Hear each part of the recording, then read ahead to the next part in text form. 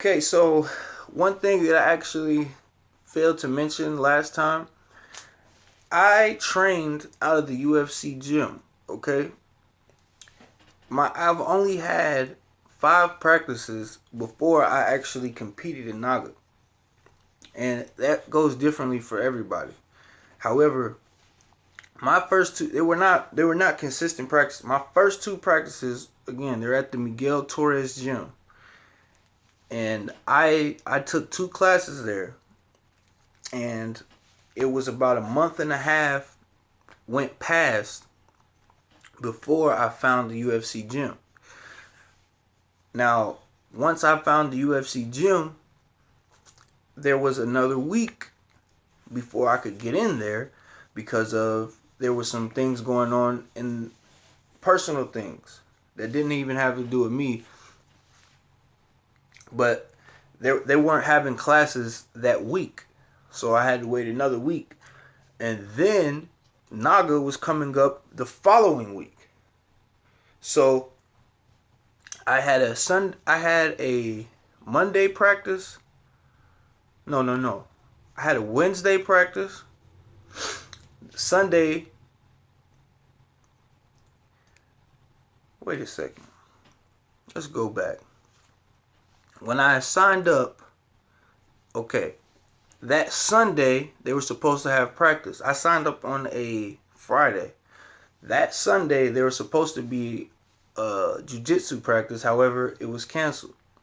So that Monday evening, that was my first official practice at the UFC gym. Then we had practice Wednesday.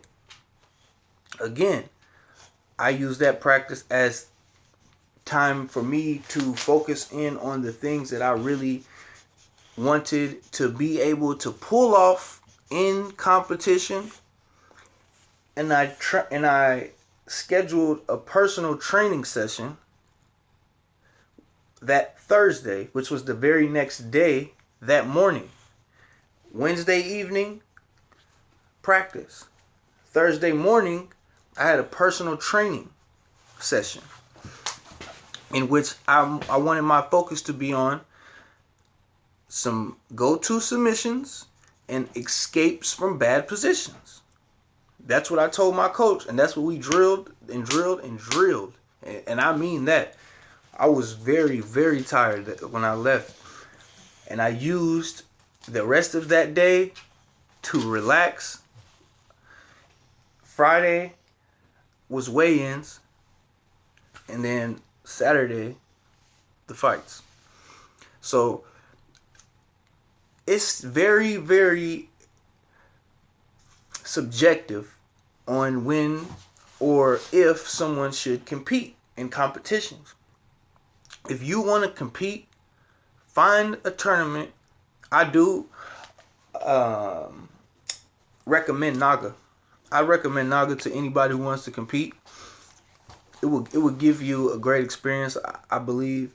There are different rule sets though. Some organizations, not Naga, but they'll do only submission. They'll have different point systems. So be aware of whatever point rule system and rules that they have in line. Be aware of that. Know the rules before you go in to compete, and train and practice in a way that is conducive to winning in that rule set.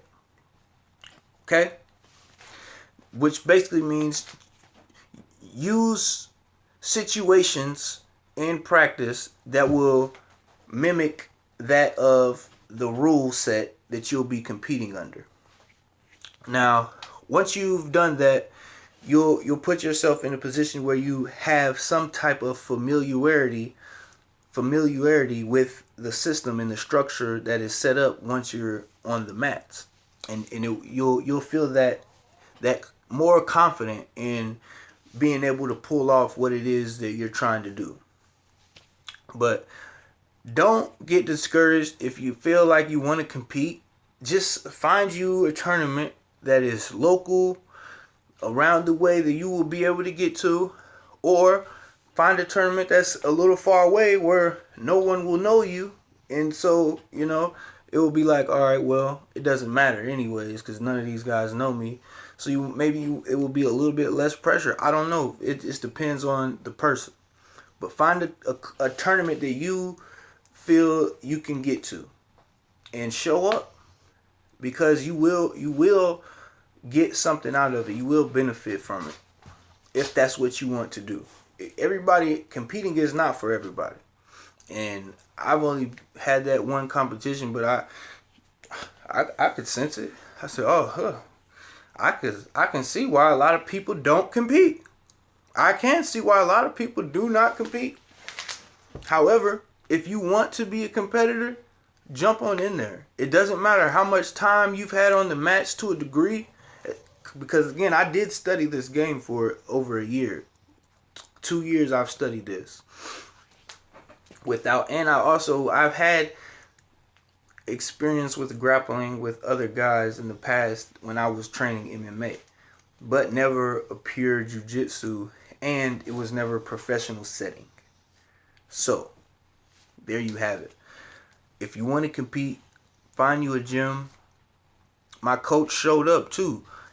That was actually very cool for me because I've only known this guy for, I just told you, not even a full week, and he showed up to not just support me but to coach and help me find victory. So I appreciate my coach for that. And to the guys that aren't sure if they have had enough experience training, I was in the novice category. I was going against somebody in the championship. The guy that I had to go against in the championship was actually supposed to be in the experience level above me. However, no one in that experience level above mine signed up. So they moved him down, and we ended up meeting up in the finals because he was the only one in that experience level right above mine that was signed up and registered. So they just moved him down, and then we had a tournament in my bracket. And sometimes stuff like that happens. Sometimes you'll go against somebody who has a little bit more experience than you, but that is okay because you will learn from that experience. You'll learn from it. You won't lose, you'll learn. There's winning and there's learning. In jiu-jitsu, there's winning and there's learning. It's not like basketball and football. Yeah, you might tap out, you might get outpointed. But guess what? You went out there and put it on the line. So, MMA House on MMA Block, we in the middle of MMAville, and we keep it real.